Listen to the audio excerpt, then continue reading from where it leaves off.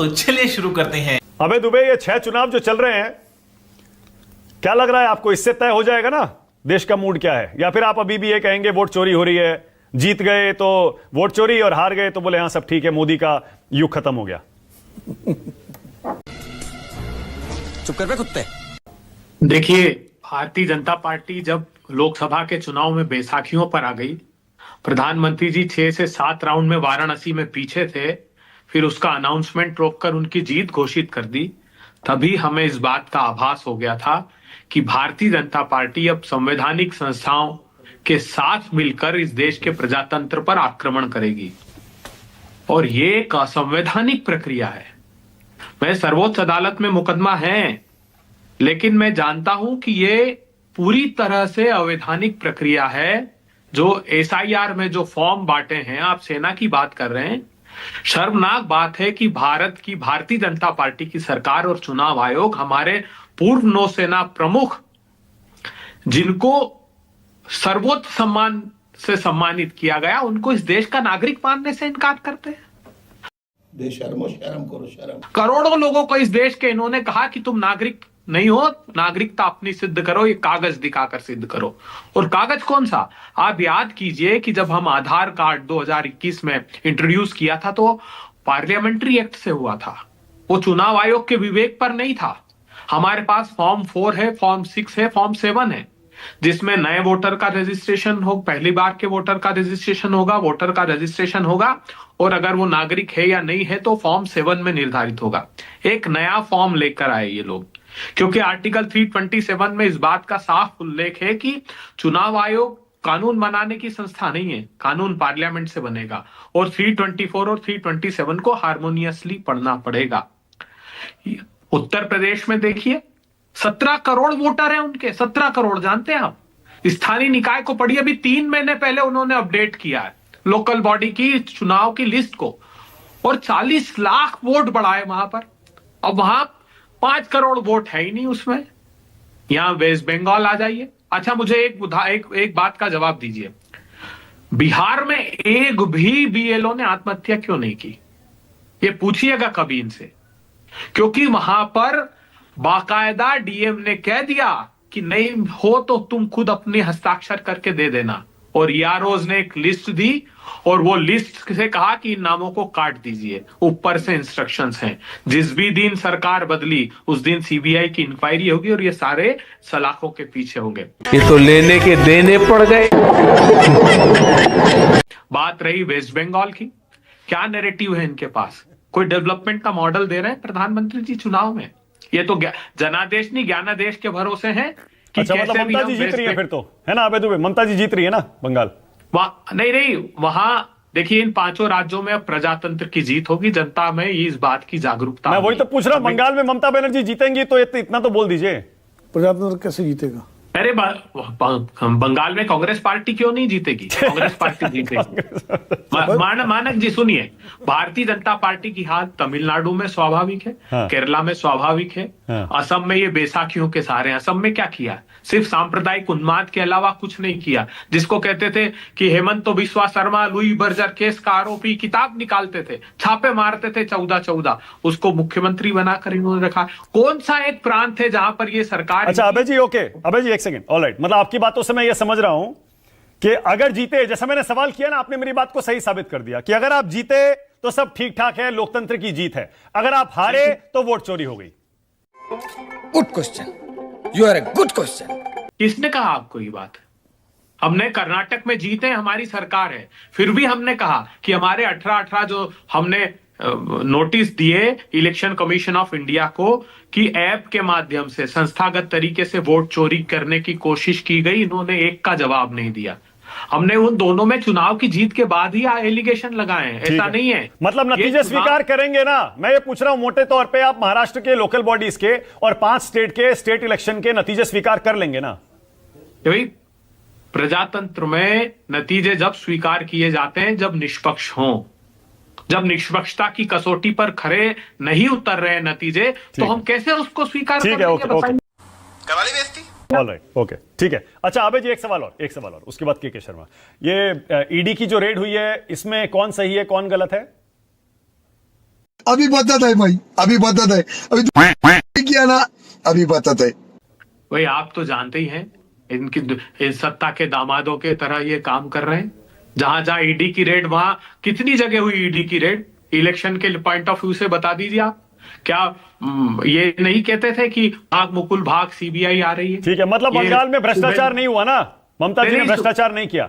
अरे मेरी बात सुन लीजिए। हाँ। भ्रष्टाचार पर इनके एक्शन पर संदेह नहीं, प्रामाणिक संदेह इसलिए है कि वो हेमंत बिस्वा शर्मा हो, वो मुकुल रॉय हो, वो शुभेंदु अधिकारी हो, वो प्रफुल्ल पटेल हो, वो हसन मुंशरिफ हो, वो अजीत पवार हो। अजीत पवार तो हंस हंस के खुद कह रहे थे, बोले ये आरोप लगाते 70,000। ठीक है, ओके, ऑल राइट, ठीक है, ठीक है, ठीक है। अबे दुबे, ऑल राइट, ओके, अब रुक जाइए, ओके, अब रुक जाइए, अबे जी, अब रुकिए, मुझे क्रेडिट नहीं चाहिए। रुकिए। इसका मतलब अभय जी ने अभी पश्चिम बंगाल की सरकार को लेकर अपना स्टैंड जो है फाइनल नहीं किया है, क्योंकि शायद गठबंधन की बात चल रही होगी। लेकिन अभय जी को बाउंसर खेलना आता है। अरे अभय जी बहुत मजे हुए खिलाड़ी हैं और बिना हेलमेट के खेल रहे हैं। के शर्मा, आपकी बारी है। सुनिए, नहीं आखिरी बात कहने दीजिए मानक जी। हाँ। वो वैभवशाली विरासत कांग्रेस पार्टी की वेस्ट बंगाल की याद कीजिए आप। अब हमारे बीसी राय साहब से लेकर तो सिद्धार्थ शंकर रे 47 से 77 का स्वर्णिम कार्यकाल, और हमने नहीं कहा। हाँ। अमित शाह साहब ने अपनी प्रेस कॉन्फ्रेंस में कहा पहला आईआईटी हमने वेस्ट बंगाल में दिया, मैन्युफैक्चरिंग का हब वेस्ट बंगाल में था, सबसे बड़ा जो कार्गो है वो वहां पोर्ट वेस्ट बंगाल का था। आप ये देखिए, बीसी राय के नाम से WHO ने पूरे वर्ल्ड के हेल्थ मॉडल के लिए उस दिन को डॉक्टर्स डे डिक्लेयर किया, और ये सारी बातें अमित शाह साहब ने हमारे स्वर्णिम कार्यकाल की है। तो क्लेम हमारा ही बनता है। एक तरफ नफरत, नकारात्मकता, निराशा हमारा है, मतलब यू आर राइट ब्रो। अभी जरा अभी स्वयं पुरोहित भी पता है आप ही को घेरेंगे, एक सेकंड रुक जाइए। एक सेकंड स्वयं पुरोहित, जरा स्वयं पुरोहित ये बताइए, हाईकोर्ट ने आज जब ईडी ने कहा कि भाई हमने कोई दस्तावेज लिया ही नहीं, तो आपकी याचिका का निपटारा हो गया, सारे दस्तावेज तो आप खुद ही ले गए थे, तो इतना फायदा क्या हुआ हाईकोर्ट में जाने का और इतना सुनवाई करने का? नहीं, फायदा क्या हुआ? देखिए, इस पे तो ईडी के निष्पक्षता पर सवाल उठता है कि ईडी जो है वो भारतीय जनता पार्टी के कैडर के रूप में काम कर रही है। इन्फोर्समेंट डायरेक्टर पहले जब हम गए हाई कोर्ट में, उनको हाई कोर्ट पे कानून प्रणाली पे विश्वास नहीं रहा क्या कि उनको सुप्रीम कोर्ट में सुनना है? अरे वो भी तो जज है, वो जज है, वो भी कॉन्स्टिट्यूशन और संविधान को मानते हैं। इसका मतलब है आपको बुलडोज करना है। आप जाएंगे वहीं पे, वही अफसर के पास में जो आपकी सुनवाई करेंगे, वही अधिकारी के पास में आप जाएंगे। रही बात, ये बड़ी अच्छी बात कही आप। ईडी की जो करप्शन की बात है, तो करप्शन के मामले में देश के अंदर में आपको पता है कि कितने मुख्यमंत्रियों जो कांग्रेस के मुख्यमंत्री रहे, जिन्होंने कांग्रेस के तरफ से मुख्यमंत्री बनाया, उन लोगों ने बाद में करप्शन के मुद्दे में जब ईडी सीबीआई की रेड हुई, कैप्टन अमरिंदर सिंह जैसे व्यक्ति पर भी उनको डाल दिया गया, भाजपा में जाना पड़ा, एनडीए के साथ गठबंधन करना पड़ा। अशोक चौहान, मैं 15 नाम गिना सकता हूं अभी, और एक को भी के शर्मा जी, एक भी, सब गांधी और गोडसे की लड़ाई है इस देश के अंदर में। एक तरफ गांधीवादी है, एक तरफ गोडसे है। मगर अभी जो आज मकर संक्रांति है, हम लोग खिचड़ी खाते हैं ना, तो खिचड़ी की तरह हो गई है। नैतिकता खत्म हो गई, अकाउंटेबिलिटी खत्म हो गई, कौन जिम्मेदारी लेगा ये खत्म हो गई। व्हाट्सएप से चल रहा है इलेक्शन कमीशन, व्हाट्सएप से। इसके पहले ईसीआई, जब टीएन शेषन या और भी जो इसके पहले लोग थे, उन्होंने क्या किया? सर्कुलर इशू होता था, नोटिफिकेशन इशू होता था। अगर चुनाव हो रहा है तो भारतीय जनता पार्टी, कांग्रेस, टीएमसी, फलाना ढिकाना जितनी पार्टी है, सब पार्टियों को एक साथ में उनको चुनाव कराना है, यह उनकी जिम्मेदारी है। मगर वो उस जिम्मेदारी से भाग करके कैसे भाजपा पे, कल ही बांकुड़ा जिले के अंदर में एक गाड़ी में 4000 फॉर्म, 7 डिलीटेशन फॉर्म पकड़े गए, 2 भाजपा के कर्मी गिरफ्तार हो गए, 3 भाग गए। भागने वाले हैं, जनता भगा देगी इनको बहुत जल्दी। 2024 के आप कुछ भी बोलो, ये नहीं सुनने वाला। चुनाव में भी अब मैं एक और मुद्दे पर आ रहा हूं, जो असल मुद्दा है जी। क्या आपके पास कोई सबूत है? ये जो आपने आर्मी के फोर्ट विलियम जो उनका कैंप है, वहां पर आपने आरोप लगाया कि आर्मी के कोई कमांडेंट बैठे हुए हैं, और मैंने दोबारा पढ़ा, चेक किया, कमांडेंट ही बोला है ममता बनर्जी ने। एकदम है, हाँ, एकदम आर्मी और कमांडेंट। वो एसआईआर में गड़बड़ी कर रहे हैं। आर्मी का अफसर बैठकर बीजेपी के इशारे पर एसआईआर में दखल अंदाजी कर रहा है। सेना को तो छोड़ दीजिए कम से कम, स्वयं पुरोहित। नहीं, सेना को छोड़ा हुआ है। सेना को कौन इस्तेमाल कर रहा है? सेना को इस्तेमाल भारतीय जनता पार्टी कर रही है। जब पुलवामा के शहीद होते हैं और आज तक उनके बारे में नहीं, एक मिनट, स्वयं पुरोहित नहीं, बिल्कुल स्वयं जली ना, तेरी भी जली ना। वन नहीं, सेकेंड, वन सेकेंड, अगर एक दीदी ने सेकेंड, कहा है, आप पुरानी बातें अगर- बाद में करिएगा। एक मिनट, पुरानी बातें बाद में करिएगा। आप पुरानी मुझे बातें सबूत क्या है? दीजिए। सेना एक की मिनट, बातें हैं। पुरानी स्वयं बातें पुरोहित, क्या होता है? स्वयं सेना भाई तब में प्लीज उनकी- देखिए, नहीं देखिए, अरे आपने बहुत सेना गंभीर सेना आरोप है। लगाया, आपको सबूत देना चाहिए। आप सबूत एकदम दीजिए। सबूत दिया जाएगा, आप चिंता नहीं मत दीजिए कीजिए। कि आर्मी का जब फोर्ट दीदी विलियम ने- जो कैंप है, वहां बैठे हुए कोई कमांडेंट एसआईआर में बीजेपी के इशारे पर वोटर लिस्ट में मैनिपुलेशन कर रहे हैं। आप सबूत दीजिए। मैनिपुलेशन की बात मैंने आपको बताई है। 1 करोड़ से ज्यादा लोगों के वोटर नाम इनके नेता कहते थे कि हमको हटाना है, मगर जो फर्स्ट फेज हुआ उसमें 54 लाख 55 लाख लोगों के नाम कटे। वो नाम कटने के अंदर में उसके बाद में जो हियरिंग जा रही है, हमारे नेता अभिषेक बनर्जी ने जो मीटिंग की ईसीआई के साथ में 2.5 घंटे की मीटिंग चली। हमारी मांग थी कि आप जिनके नाम जिनको भी हियरिंग में बुला रहे हैं उनकी डिटेल लिस्ट जारी करिए। आपने नहीं किया। आप लोगों को पर्सनली मैसेज करके पर्सनली, ये लॉजिकल डिस्क्रिपेंसी दूसरे स्टेट में नहीं हो रही है, पश्चिम बंगाल में हो रही है। ये लॉजिकल डिस्क्रिपेंसी की जो बात की जा रही है, बंगाल के साथ में एक अलग तरीके से, अलग चश्मे से बंगाल को देखा जा रहा है। असम में ऐसे या नहीं हो रहा है, घुसपैठिए वहां नहीं है। सेना का मैं रोल फिर है इसके अंदर में, मैं दावे के साथ कह सकता हूं। सेना के इंटरवेंट ये पूरी तैयारी कर रहे हैं। गवर्नर एक तरफ जाते हैं, राष्ट्रपति शासन की बात करते हैं। इनके नेता शुभेंदु अधिकारी बोलते हैं कि 1.5 करोड़ रोहिंग्या है पश्चिम बंगाल में। कभी कुछ देश को कहां ले जा रहे हैं? स्वयं पुरोहित, मैं फिर से पश्चिम पूछ बंगाल रहा हूं। का बीच में ना बोल, थारे माथे पर लिखा है बीच में ना बोल। स्वयं भाई देश का एक हिस्सा सेकंड, नहीं अब रुक जाइए, अब रुक जाइए। एक सेकंड, पूरे आपने सारी देश में पुरानी बंगाल- बातें फिर से कह दी। रुकिए रुकिए रुकिए, फिर पुरानी मैं फिर से बात है। पूछ रहा हूं, यही मैं फिर चल से रही पूछ है। रहा हूं। आप साबित करिए कि आर्मी का फोर्ट विलियम कैंप, वहां बैठे कोई सब साबित कमांडेंट होगा। पश्चिम बंगाल सब में साबित एसआईआर में बीजेपी के इशारे पर दखल अंदाजी कर रहे हैं, वोटर लिस्ट में मैनिपुलेशन कर रहे हैं। सबूत दीजिए। कौन ऑपरेट कर रहा है? कौन ऑपरेट कर रहा है? आप बता दीजिए। इलेक्शन कमीशन को कौन ऑपरेट कर रहा है? आपको भी तो पता है इलेक्शन कमीशन को कौन ऑपरेट कर रहा है आज की डेट में। क्या वो निष्पक्षता से काम कर रहे हैं? क्या अरे क्या आर्मी का एंगल कहां से आया?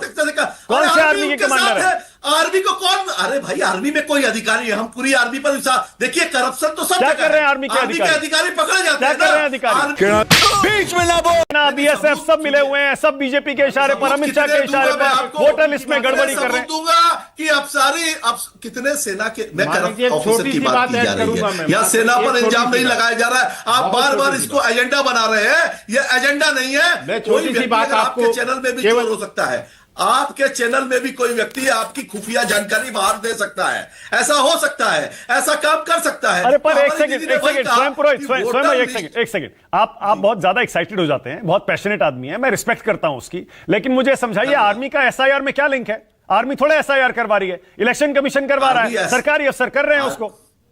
अरे अधिकारियों को पर दबाव बनाने के लिए आर्मी के अफसर का फोन बहुत काफी होता है। अगर डीआईजी डीजी रैंक के कोई आर्मी कमांडेंट रैंक के ऑफिसर फोन करते हैं किसी डीओ को, एलटीओ को, तो देख लेंगे आप लोगों को धमकी देना।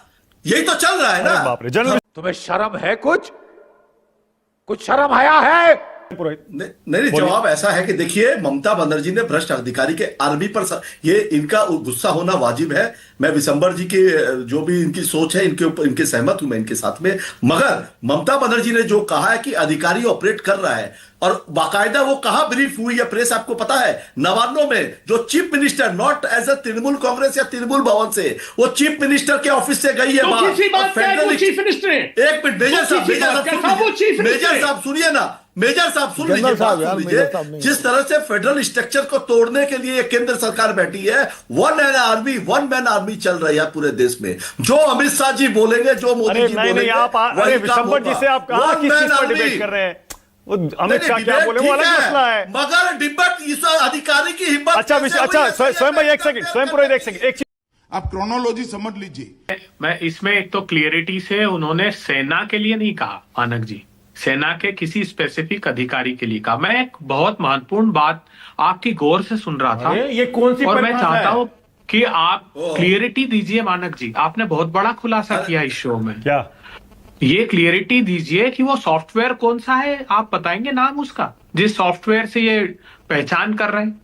प्लीज बताइए वो, क्योंकि बहुत गंभीर मसला है। सर्वोच्च अदालत में ये बात आई है, मैं इसलिए अच्छा आपसे एक मिनट, एक शो पर सेकंड, एक पूछ सेकंड। रहा हूं। अच्छा अबे एक दुबे, मिनट। आप एसआईआर पर जा रहे हैं, उस पर अभी आ रहा हूं मैं, अभी आ रहा हूं। नहीं मानक जी, इससे नहीं SIR हटिए का आप। ही मुद्दा बिल्कुल है। नहीं। अरे एसआईआर पर अभी आ रहा हूं, एक मिनट। उस सॉफ्टवेयर की आप बात कर रहे हैं, मैं कोट करूंगा, रुकिए एक मिनट। मानक जी, नहीं बहुत मैं गंभीर कोट बात। करूंगा, मैं कोट बहुत करूंगा, गंभीर खुलासा इलेक्शन कमीशन नहीं, के अधिकारियों ने एक मिनट, बाकायदा खुद बताया एक मिनट, कि एक सेंट्रलाइज मिनट, सॉफ्टवेयर में लॉजिकल डिस्क्रिपेंसीज पकड़ी गई हैं। 1 मिनट बताता हूं मैं आपको क्या है वो मसला। सुप्रीम कोर्ट में एफिडेविट दिया था इस चुनाव आयोग ने कि जो डी डुप्लीकेट सॉफ्टवेयर है वो हम इसलिए यूज नहीं कर रहे हैं क्योंकि वो रिलायबल नहीं रहा, वो हमारे मानक स्तर पर खरा नहीं उतरता और हम उसको रिजेक्ट करते हैं। अब खुलासा ये हुआ है कि चुपचाप चुनाव आयोग एल्गोरिथमिक सॉफ्टवेयर और डी डुप्लीकेट सॉफ्टवेयर गुपचुप तरीके से यूज कर रहा ओके, के है। शर्मा, तुम चुल्लू भर पानी में जाके डूब के मर जाओ। सरकारी They are forms entitled to में, it. विशंबर जी, सरकारी फॉर्म्स में ऐसे लिखते हैं क्या? देखिए, मैं मानक एक बहुत गंभीर विषय पे बात कर रहा हूं और जो मैं नहीं समझता किसी से मुझे यहाँ जवाब की उसमें मैं उम्मीद रखता हूं। एक एक्स एडमिरल है, हाँ, उस इलाके के डीसी को, उस इलाके के कमिश्नर को, उस इलाके के पुलिस के अधिकारी को, सीनियर अधिकारी को हैंडिंग टेकिंग ओवर नोट्स में होना चाहिए कि आपके इलाके में ये एक्स चीफ रह रहे हैं, ये एक्स नेवल चीफ रह रहे हैं। अरे वो देश की सिक्योरिटी लिए घूम रहे हैं अपने अंदर। उन्होंने उस टाइम पे वो डील की है जो वो चीजें सब्जेक्ट डील किए हैं जो कि बहुत गंभीर हैं। कम से कम उनको कोई सिक्योरिटी थ्रेट हो, कभी उनको उनका अचानक फोन आ जाए तो आप किस पे रिएक्ट करेंगे? इसका पुलिस वाला तो फोन ही नहीं उठाएगा साहब। मैं बहुत नहीं, गंभीर विशंबर जी मुद्दे सही पे कह बात रहे कर रहा हैं, हूं। लेकिन मैं बुनियादी सी बात पूछ रहा हूं, वो नाम के आगे लिखते हैं क्या, आगे पीछे कुछ एडमिरल? साहब लिखते हैं, क्यों नहीं लिखते? मैं मेजर जनरल के बगैर अपना नाम ही नहीं नहीं, लिखूंगा। सरकारी फॉर्म्स में लिख पाते हैं क्या? बिल्कुल क्यों नहीं लिख पाते? ठीक है, ओके, शुभ रस्ता, all right. Major general Vishambar Dayal okay, सिर्फ शुभ रस्ता, शुभ पासपोर्ट रस्ता, में नहीं all right. वो लिखते, entitled सिर्फ है। रिटायर पासपोर्ट में नहीं लिखते, वो सर्विंग के टाइम भी नहीं लिखते। ठीक है, शुभ रस्ता, आपकी बारी है, शुभ रस्ता, बोल। अरे बाप रे, ये तो धोती खोल रहा है।